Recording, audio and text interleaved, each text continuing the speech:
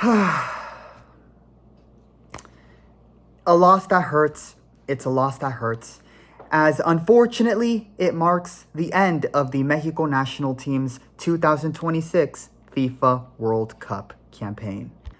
Andres de AA Sports here with another video covering the Mexico National Football Team and their games during the 2026 FIFA World Cup. On Sunday, the Mexico National Football Team played versus England in the round of 16 of the tournament and unfortunately lost 3-2 and are eliminated from the 2026 FIFA World Cup in the round of 16. It was a tough game and Mexico did all they could possibly do, but in the end, England, with their incredible roster and a great defensive performance, were able to do what only two other teams have been able to do: get a winning result versus Mexico in Estadio Azteca. The game started rough for Mexico, conceding 2 goals in 3 minutes to Jude Bellingham, who had an incredible game and was one of the 3 main reasons England were able to survive this game.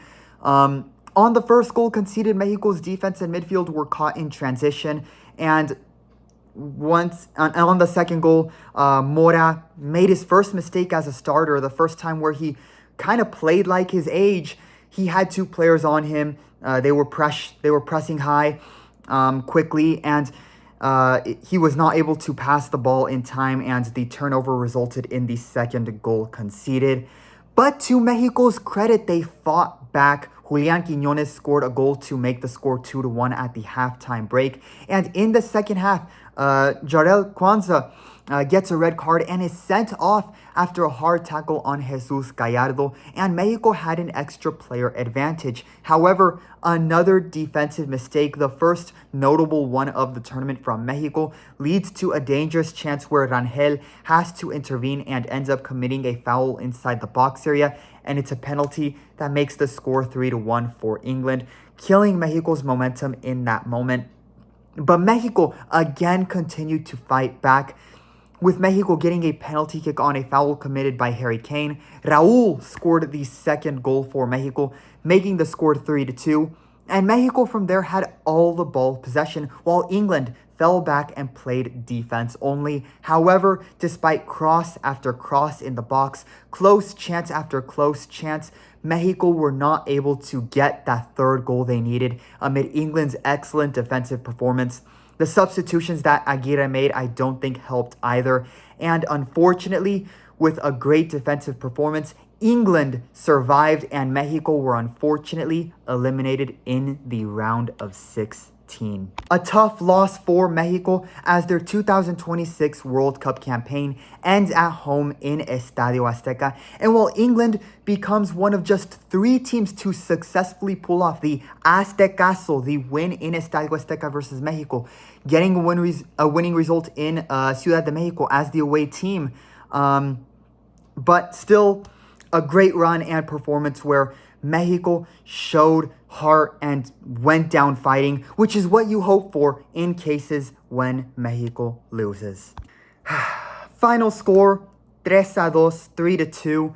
The Mexico National Football Team loses versus England in the round of 16 and are unfortunately eliminated from the 2026 FIFA World Cup. However, they made England sweat and went down fighting. With that, here are their performance grades for this game. Goalkeeper, B-. Raúl Rangel was the starting goalkeeper and unfortunately did not have his best game. He was at fault for the third goal conceded, committing the penalty that allowed Kane to score the third goal for England. However, outside of that, he was okay and in truth was not the main reason why Mexico lost, as the other 2 goals were not his fault. Center backs, B. Cesar Montes and Johan Vázquez were the starting center backs for Mexico. Starting with Montes, he almost scored what would have been a game-tying goal before halftime, but in a great performance on both sides of the ball, was stopped by Jude Bellingham, who was able to clear the ball out of bounds. His work on the ball was generally composed, but it was during the 10 minutes between the 30th and 40th minutes of the game where Montes struggled the most and could not give Mexico the defensive order it needed.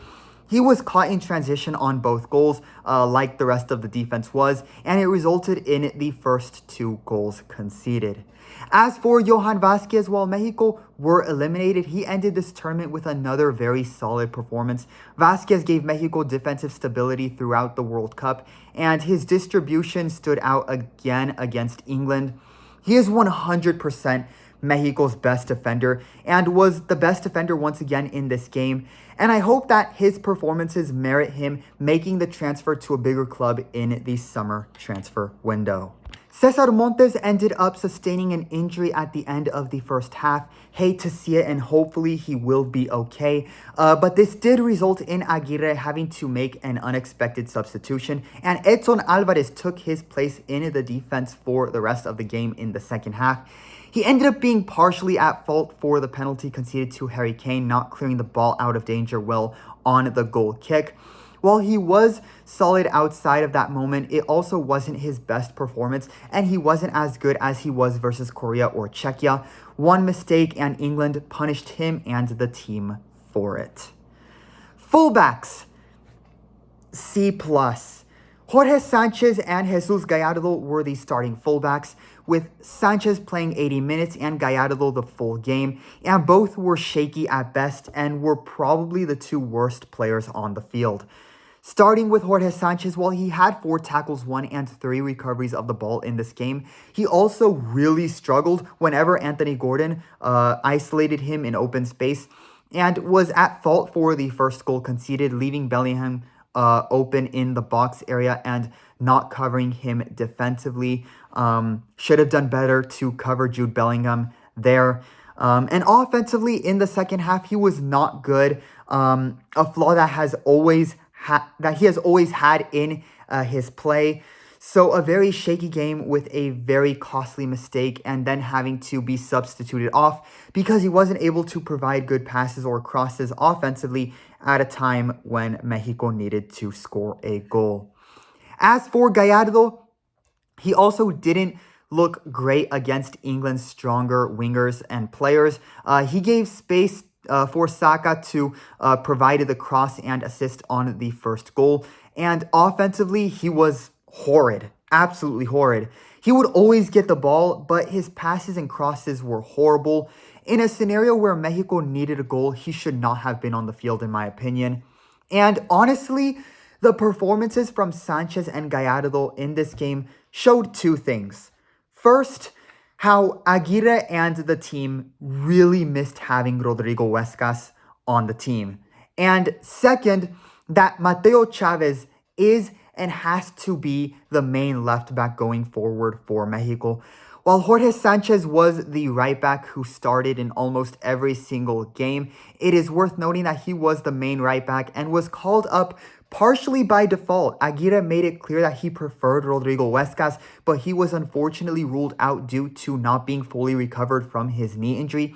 And with Julian Araujo also dealing with a hamstring injury, whoever was the most healthy within Mexico's player pool was basically going to be the main right back, and in this case, it was Jorge Sanchez. To his credit, Jorge Sanchez played well and I think exceeded a lot of fans' expectations in this tournament. However, I do think that this game showed that he is not a long-term player or solution anymore, and with his inability to contribute offensively and sometimes being shaky defensively, that you can only go so far with Jorge Sanchez as the right back. I'll say the same thing for Gallardo, and in my opinion, he should have been substituted off for Mateo Chavez.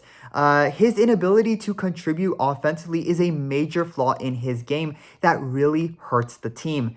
Meanwhile, Mateo Chavez, in his performance versus Czechia, the only game in this World Cup that he played in, he was night and day better than Gallardo on both sides of the ball. Again, while Gallardo and Sanchez were solid in this tournament and had moments that you could say even impressed us, this game showed that you can only go so far with them as the fullbacks, and they are no longer long-term players or solutions for the team. With that, I do think that this likely will be the last FIFA World Cup they play in for Mexico, and that going forward, Mateo, Huescas, Reyes and Araujo will be the main fullbacks and defenders going forward in the next cycle. Moving on to the next grade category, the midfielders. B grade. Eric Lira, Luis Romo, and Gilberto Mora were the starting midfielders in this game. Starting with Lira, he had another great game as the defensive midfielder with 2 tackles won and 5 recoveries. His duels with Declan Rice and Jude Bellingham were very notable, and he held his own and played very well against England's best midfielders. He definitely walked away as a winner individually from this tournament, and with him likely going to Europe in the summer transfer window, his performances should open the door to joining a very competitive club that could be competing in any of UEFA's 3 continental competitions, where he can continue developing into an important midfielder at the club level and for the Mexico national team. As for Luis Romo, I unfortunately cannot say the same positive things. He was involved in a couple of Mexico's early attacking moves, but after that disappeared as the game progressed, and if anything was counterproductive when Mexico had possession of the ball. Mexico needed more control in the midfield, and Romo was unable to provide it consistently, and offensively wasn't helping move the ball forward to create. Every time he would get the ball, he would immediately try to look and pass the ball back to a defender instead of trying to pass it forward to either Mora, the attacking midfielder, or anyone in the offensive run. He is not good with the ball at his feet and often shows zero confidence in his skills with the ball when he does have possession of it. With better and even younger players like Mora, Fidalgo, Ober Vargas, and other rising players that will also be integrated into the team in the next cycle, like Elias Montiel, while Luis Romo has had good and lucky moments in this tournament, like Gallardo and Jorge Sanchez, he is not a long-term solution or player anymore, and I do think that the team will and should move forward without him. As for Gilberto Mora, he was unfortunately at fault for the second goal conceded in a moment where he had 2 players on him, was not able to pass the ball to another teammate in time, and the turnover resulted in that goal conceded. Very unfortunate that the first notable mistake from Mora, the first notable moment where you could say he played like his age with the national team, it ended up resulting in a goal conceded. But outside of that, Mora maintained his composure and had a very good performance and an impressive performance full of defensive work and smart passes in possession. And again, even after the mistake resulting in the second goal, he maintained his composure and tried to influence the game again. Another sign of how, despite his age, he already looks comfortable and in his element on these big stages with the Mexico national team. At the end of the game, Jude Bellingham approached the young kid and traded jerseys with him. That was a moment that really said a lot.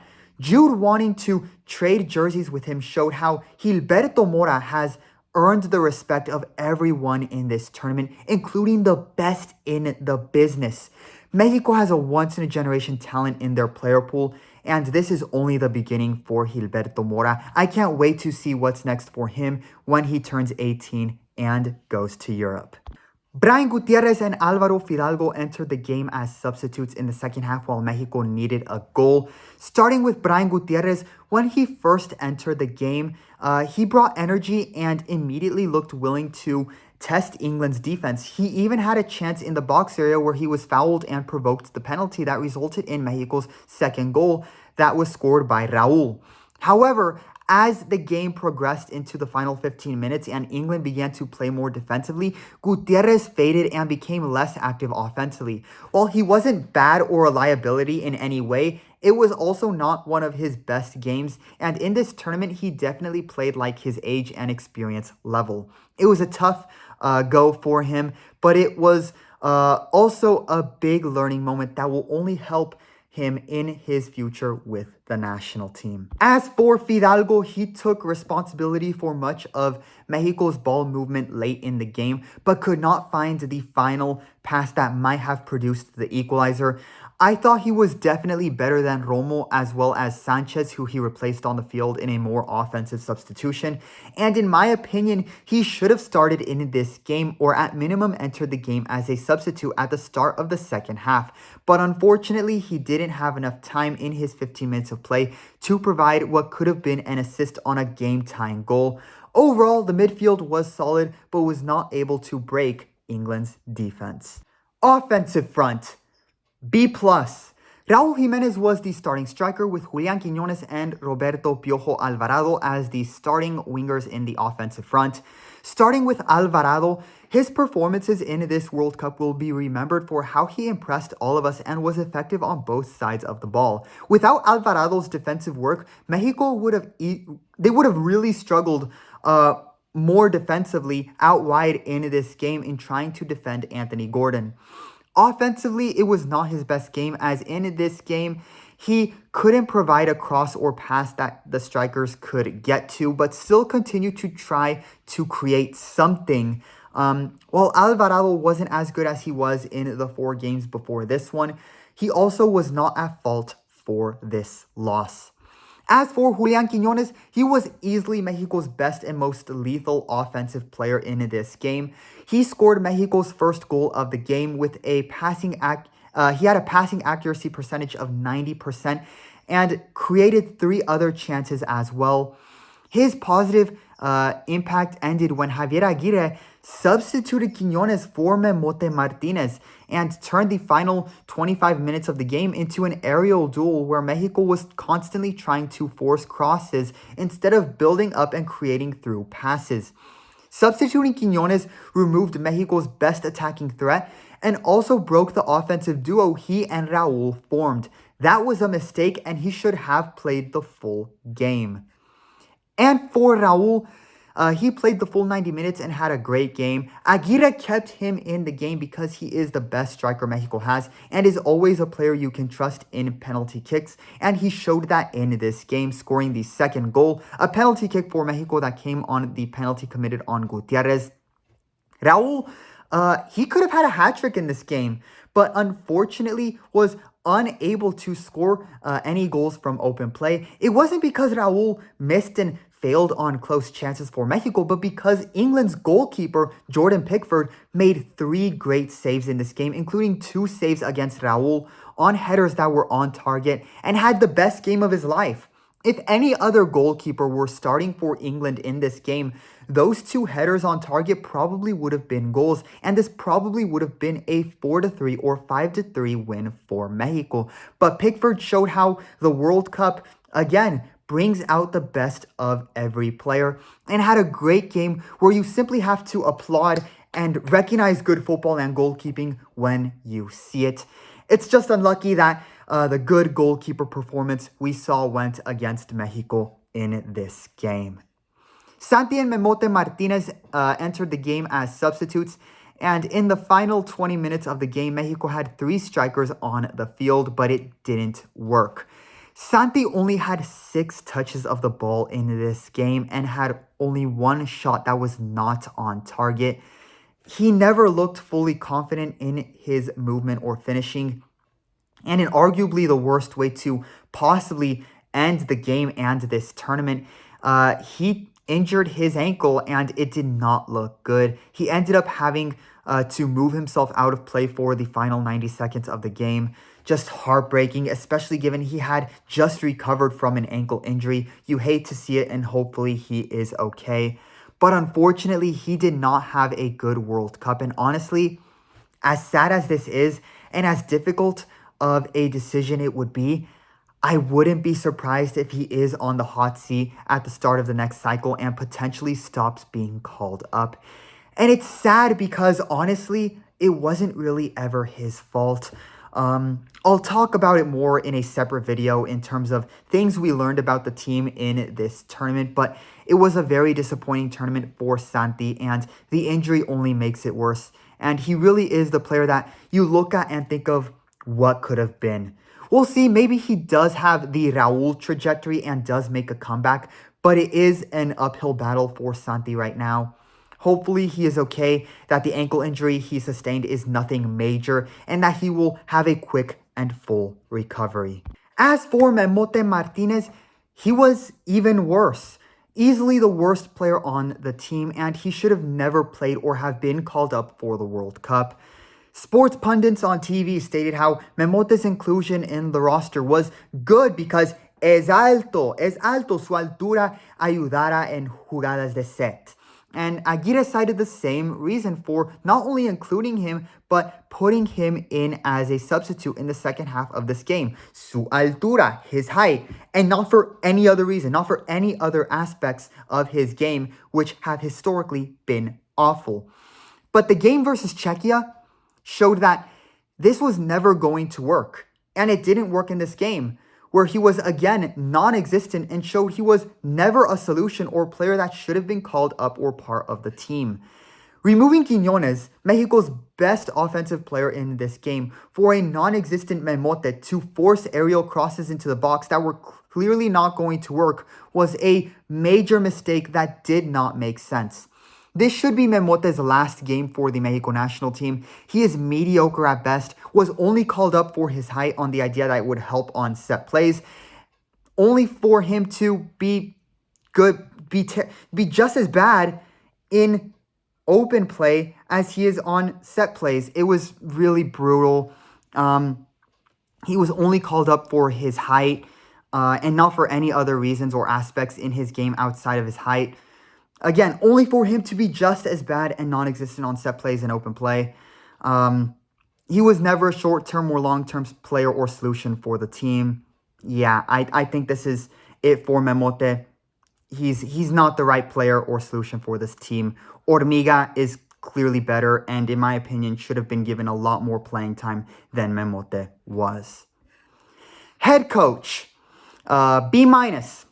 I thought Aguirre got most of the starting 11 correct, and outside of the idea that he either should have started Fidalgo or put him in the game as a substitute at the start of the second half, based on how relatively well everyone had been playing entering this game, I think many fans had trust in the starting 11 and decisions that Aguirre made. And while they did concede 2 goals in the first half, the starting 11 outside of that didn't play bad, fighting back, and momentum was on their side after Kwanzaa's red card. But the substitutions Aguirre made in the second half were not good and were the reason why Mexico was not able to get a third goal to tie the game when they needed to and win the game in extra time. I'm not going to blame him for the first substitution with Edson Alvarez, as according to reports, Cesar Montes sustained an injury near the end of the first half. So in truth, that was an unexpected substitution that Vasco Aguirre had to make. However, you should not ever substitute out a player with 5 goal contributions in the tournament when you need a goal the most, especially to put in an awful player simply because he is tall and not for his actual skills with the ball or skills outside of his height. And you should also not ever substitute out your once-in-a-generation attacking midfielder when in a scenario where, again, you need to create plays and score a goal. He shouldn't have done that either. When Quiñones got substituted out, Quiñones disagreed with the decision, and he and Aguirre even got into a bit of a debate or argument, a discussion, to best describe it, about the decision before Quiñones sat down on the bench. And I don't blame Quiñones.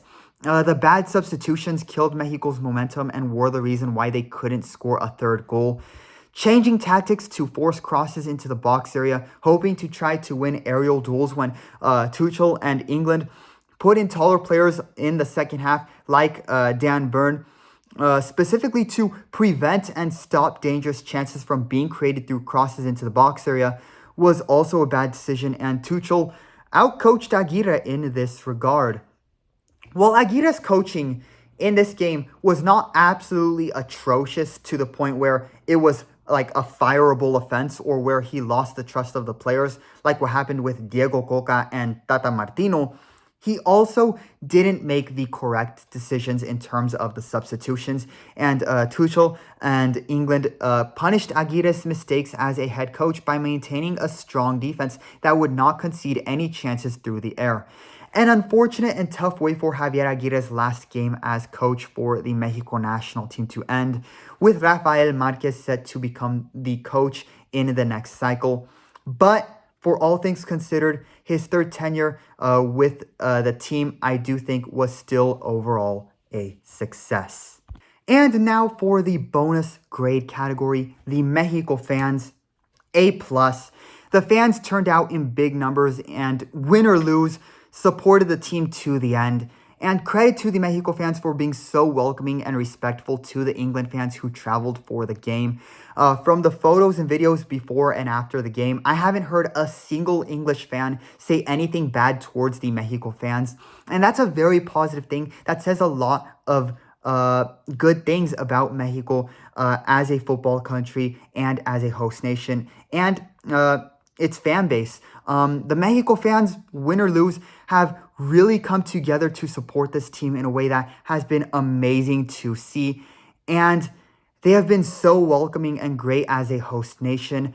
I really hope Mexico gets to host a lot more international football tournaments in the near future, hopefully starting with the 2027 CONCACAF Gold Cup.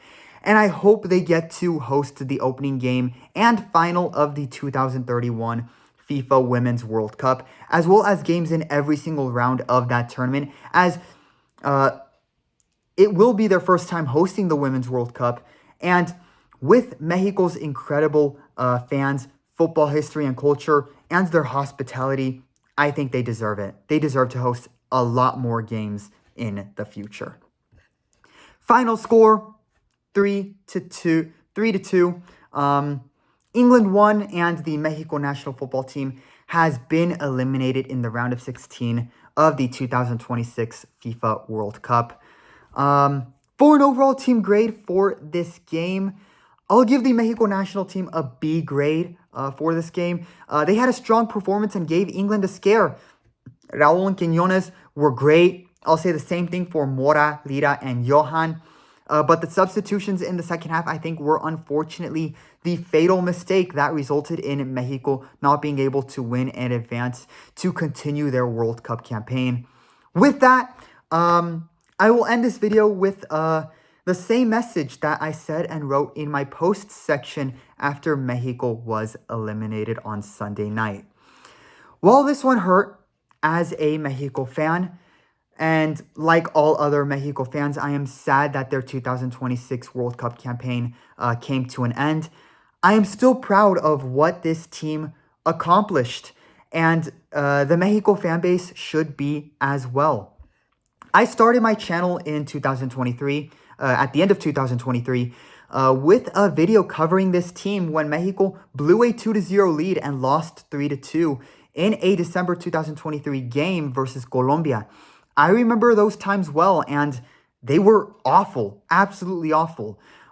Those 3 years between 2021 and 2024, with Mexico being eliminated in the group stage of the World Cup in 2022, an awful loss versus the United States in the 2023 CONCACAF Nations League semifinals, and having to see Tronco Rodriguez start in the midfield, forcing Mexico to practically play 11 versus 10 or 12 versus 10 football in every game, while Tronco Rodriguez, the worst player in the history of the Mexican football and the Mexico National Football Team, was allowed to fail and be a constant liability for the team.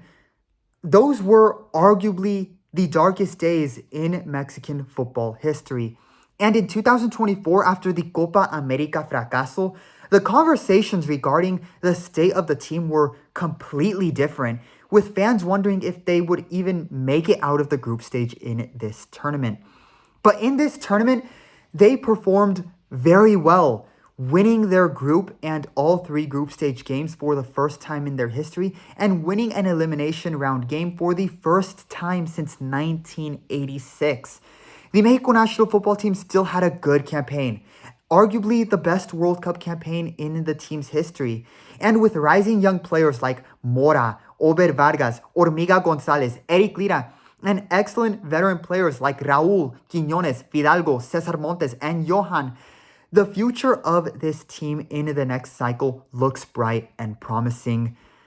With that, to the México National Team, gracias por todo lo que ustedes han hecho para representar a este país con orgullo en la etapa del fútbol mundial. Thank you for everything you have done to represent this country proudly on this world football stage. And, I look forward to what's next. I look forward to what's ahead in the next cycle for 2030. Andres de AA Sports, that will be all for this video. Let me know your thoughts and reactions to the game in the comments section. That will be all for this video. If you enjoy my videos covering Mexican football and the Mexico National Team, leave a like and subscribe to support the channel. And of course, stay tuned in for more 2026 FIFA World Cup content on the channel as well. Thanks for watching and listening. It was a good run. I'll forever be a fan. I look forward to what's ahead. With that, Viva Mexico.